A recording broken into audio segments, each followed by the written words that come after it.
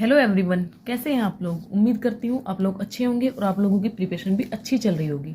Friends, आज की जो ये वीडियो है इसके अंदर हम लोग बात करने वाले हैं जो एचटेट आपका 2023 में एग्ज़ाम होने वाला है। अक्टूबर बोला जा रहा है कि अक्टूबर में आप लोगों का एग्ज़ाम हो जाएगा। तो देखते हैं एग्ज़ाम कब होता है। एग्ज़ाम अक्टूबर नवंबर में हो सकता है, ठीक है। तो इस हिसाब से हमारे पास कितना टाइम बच जाता है। मान लो जुलाई तो अब चला ही गई है, तो उसके बाद अगस्त और सितंबर 2 महीने ये मान के चलो, और 1 महीना आपको और मिल जाएगा। कुछ दिन ये जुलाई के बचे हुए हैं, कुछ अक्टूबर में से मिल जाएगा। तो इस तरह से आप लोगों के पास 2.5 से 3 महीने बचे हुए हैं।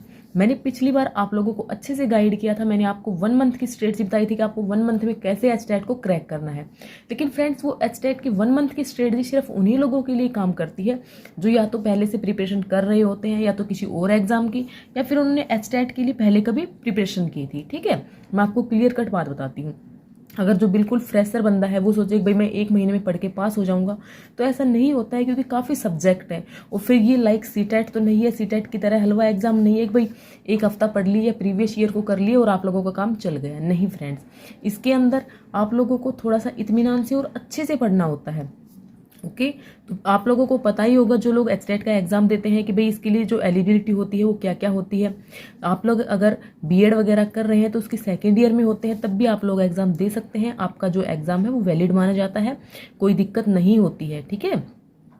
तो फ्रेंड्स, अब मैं बात करती हूँ कि जो आपका जो पेपर जो आएगा वो किस तरह का आता है। आप लोगों ने पहले एग्जाम दिया है तो आप लोगों को पता होगा, नहीं पता होगा तो अब आप लोग देख लीजिए किस तरह का एग्जाम आता है। फ्रेंड्स, सबसे पहले हमारे पास जनरल सेक्शन आता है जो कि हमारे एचटेट, टीजीटी, पीआरटी, पीजीटी तीनों के लिए जरूरी होता है। और सभी, चाहे आप इंग्लिश से हो, हिंदी से हो, एसएस से हो, मैथ से हो, पीजीटी में इकोनॉमिक्स से हो, फिजिक्स से हो, केमिस्ट्री से हो, किसी भी सब्जेक्ट से हो आप लोग, सभी में कॉमन होता है सीडीपी, हिंदी और English. Child development and pedagogy जो हमारी होती है 30 मार्क्स की आती है, ठीक है। 30 मार्क्स का अभी तक कोई सिलेबस नहीं है, लेकिन ये बोल रहे हैं कि भाई आगे आने वाले टाइम में ये लोग सिलेबस दे देंगे। तो उससे क्या होगा, हमें पढ़ने में आसानी हो जाएगी, क्योंकि जो सिलेबस गिवन होगा उन टॉपिक्स को भी अगर पढ़ लेते हैं तो एचटेट आराम से निकल जाएगा। फ्रेंड्स, आप लोग जानते ही होंगे कि 150 में से हमें 150 टारगेट नहीं करना होता है, हमें 90 मार्क्स लाने होते हैं, जिससे कि हमारा एचटेट क्लियर हो जाता है। और एचटेट के बाद ही हम लोग हरियाणा में टीचर बन सकते हैं। तो ये तो एक फैक्ट है, आप लोगों को पता है इन चीज़ों का, और इसीलिए मैं आपको ये चीज़ें बताना जरूरी नहीं समझ रही। लेकिन फ्रेंड्स, आप लोगों को क्या करना है कि अगर आप लोग 150 में से 90 का टारगेट लेके चलते हैं तो कभी भी आप लोगों के 90 मार्क्स नहीं आते हैं। आपका जो आप टारगेट है वो 105, 110 के आसपास होना चाहिए, जिससे कि आप अच्छा स्कोर कर सकें। और दूसरी बात फ्रेंड्स, अभी टाइम है 2.5-3 महीने हैं, तो 2.5-3 महीने में अच्छे से तैयारी हो सकती है। और सिर्फ हमें एचटेट करके घर पे बैठना तो है नहीं, कहीं ना कहीं आगे भी हमें अपनी जॉब के लिए प्रिपरेशन करनी है, क्योंकि ये तो सिर्फ एक क्वालिफाइंग एग्जाम है। तो आप लोग अपने सब्जेक्ट्स को इस तरह से पढ़ो, अभी आप लोग इस तरह से पढ़ लो, अपने सब्जेक्ट्स में मास्टरी कर लो, ठीक है।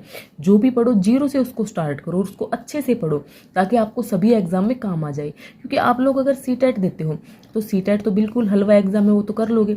लेकिन अगर आप लोग साथ में रीट का एग्जाम देते हो, या फिर यूपी टेट, या फिर कोई और आप लोग स्टेट से हो उसका एग्जाम देते हो, तो उसमें भी आप लोगों की हेल्प हो जाएगी। साथ में आप लोग फिर स्क्रीनिंग एग्जाम देते हो तो वहाँ पे भी आप लोगों की हेल्प हो जाएगी।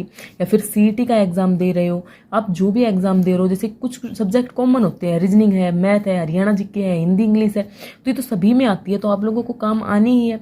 तो इसलिए एक सब्जेक्ट को ऐसे पढ़ो कि उसमें अच्छे से, उसमें जो भी टॉपिक गिवन हो उसको आप लोग अच्छे से कर पाओ। तो इससे क्या होगा कि हमें ना उसके एग्जाम के पीछे नहीं दौड़ना है, सब्जेक्ट के ऊपर कमांड करनी है, ठीक है। तो फ्रेंड्स, अब मैं आपको बता रही थी कि सीडीपी 30 मार्क्स की आती है, हिंदी 15 मार्क्स की आती है, इंग्लिश 15 मार्क्स की आती है।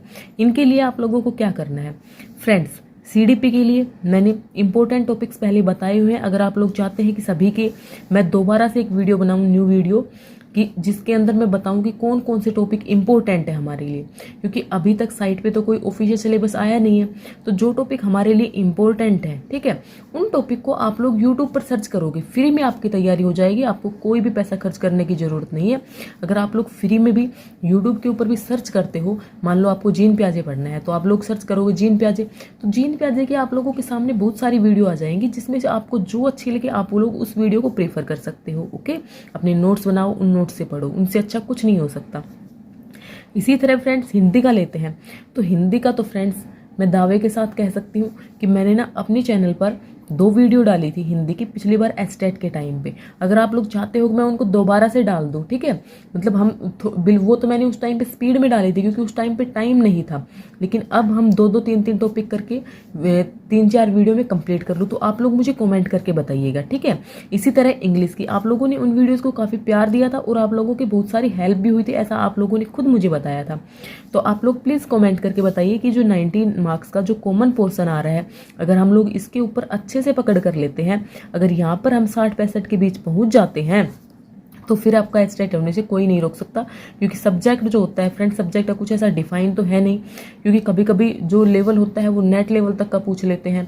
तो आप लोग सब्जेक्ट में अगर 30-35 के आसपास ले आओगे, इतने तो आप आराम से ले आओगे, क्योंकि स्टार्टिंग से पढ़ रहे हो भाई, ग्रेजुएशन में पढ़ा है, पोस्ट ग्रेजुएशन में पढ़ा है, एस्टेट की तैयारी किस में पढ़ा है, तो सिलेबस सब्जेक्ट को जब पढ़ रहे हो तो इतने मार्क्स तो ले आओगे 30-35, चाहे कितना भी टफ दे दे आपको। और 60-65 आप यहाँ से स्कोर कर लेते हो तो आपका एस्टेट पास होने से कोई नहीं रोक सकता, ठीक है। तो ये एक स्ट्रेटजी है।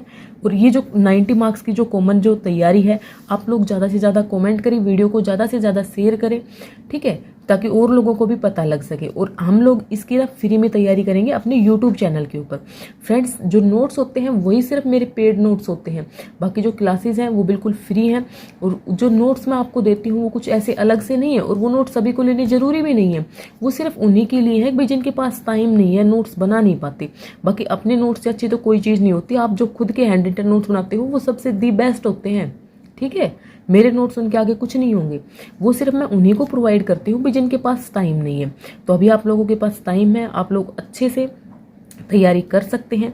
सीडीपी हिंदी इंग्लिश 90 मार्क्स की तैयारी करवाने के लिए मैं बिल्कुल रेडी हूँ, बिल्कुल कंटिन्यू क्लासेस करने के लिए रेडी हूँ।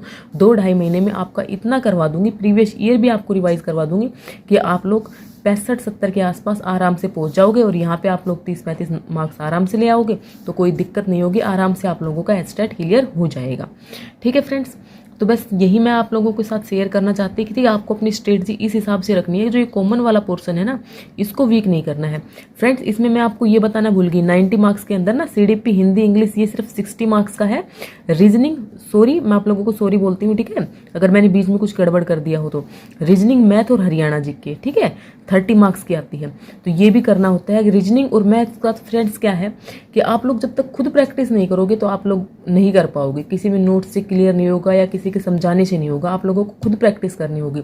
आप लोग ना वीडियोस देखिए, एस्टेट प्रीवियस ईयर रीजनिंग आप लोगों के सामने वीडियो आएंगी, उनसे अपने क्वेश्चन खुद प्रैक्टिस कीजिए, या फिर कोई भी मॉडल टेस्ट पेपर ले आइए, काफ़ी पब्लिकेशंस के आते हैं। मैथ्स का भी इसी तरह से बिल्कुल सेम पैटर्न चलता है। जैसे मान लो परसेंटेज का टॉपिक पूछा गया है तो नेक्स्ट भी परसेंटेज का ही टॉपिक पूछा जा रहा है, तो आप उस टॉपिक को कर लो। जो प्रीवियस ईयर भी क्वेश्चन भी अगर आप लोग कर जाते हो रीजनिंग मैथ में, तो यहाँ पे 20 नंबर के आते हैं रीजनिंग मैथ, तो इस 20 में से आप लोग आराम से मतलब 10-12 क्वेश्चन आराम से सही कर जाओगे। अगर सिर्फ only and only previous year भी करते हो, 10-12 क्यों, आराम से 14 क्वेश्चन निकाल जाओगे। क्योंकि रीजनिंग तो फ्रेंड्स इतनी टफ होती नहीं है। मैथ्स जिनका वीक है उनके लिए बता रही हूँ मैं। बाकी रही बात हरियाणा जीके की, तो हरियाणा जीके भी प्रीवियस ईयर पे बहुत ज़्यादा डिपेंड करती है, ठीक है। मैंने आप लोगों को पहले भी बताया हुआ है कि जीके बाई प्रदीप सर की जो एक 10.5 घंटे की वीडियो थी जिसके मैंने खुद नोट्स बनाए हुए थे, तो उस वीडियो को मैंने देखा था और 8 नंबर आराम से आ गए थे। तो इसी तरह से आपके भी आ जाएंगे। करंट में ज़्यादा पढ़ने की जरूरत है नहीं, करंट से क्वेश्चन नहीं पूछता है, और आप लोग करंट पे इतना ज़्यादा फोकस करोगे और मुश्किल से एक क्वेश्चन आया तो उसकी फिर क्या अहमियत रह जाती है। इससे अच्छा रीजनिंग और मैथ की प्रैक्टिस करोगे तो क्वेश्चन बिल्कुल करेक्ट कर पाओगे, ठीक है।